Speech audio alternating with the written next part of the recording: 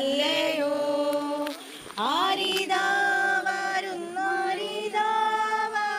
യേശുരക്ഷകനല്ലയോ. പരമോന്നതൻ സ്നാനമേൽക്കുവാൻ യോർദാനാറ്റിങ്കൽ വരുന്നു. പരമോന്നതൻ സ്നാനമേൽക്കുവാൻ യോർദാനാറ്റിങ്കൽ വരുന്നു. കണ്ടാലും ലോകത്തിന്റെ പാപത്തെ ചുമക്കും ദൈവ കുഞ്ഞാടേ, കണ്ടുവോ ഒരു പാപിയെന്നവോ സ്നാനമേൽക്കുവാൻ പോകുന്നു.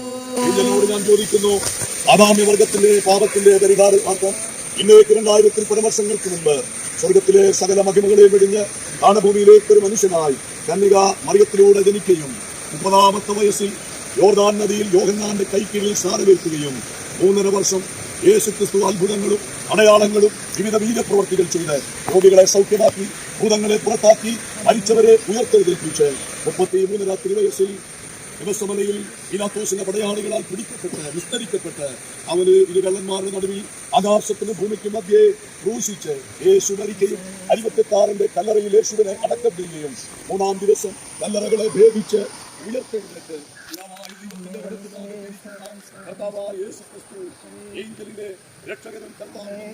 വിശ്വസിക്കുന്നു.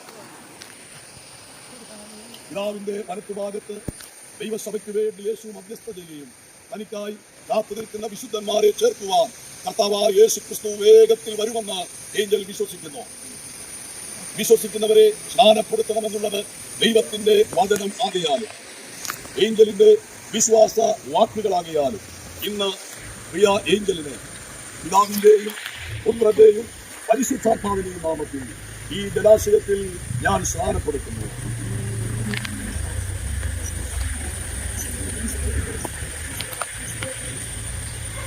മരണപര്യന്തം വിശ്വസ്തയായിരിക്കാം, എന്നാൽ ജീവകിരീടം ഞാൻ നിനക്ക് നൽകും. സർവശക്തനായ ദൈവമേ, സ്വർഗ്ഗസ്ഥനായ ഈ പ്രിയ പൈതൽ ഞങ്ങളുടെ കരത്തിൽ ഏൽപ്പിച്ച് പ്രാർത്ഥിക്കുന്നു. കർത്താവിന്റെ എല്ലാ അനുഗ്രഹങ്ങളും ഈ മകനെ നൽകണം. ഈ ജലാശയത്തിൽ അവൾ ദൈവത്തെ പ്രകാശിച്ചല്ലോ.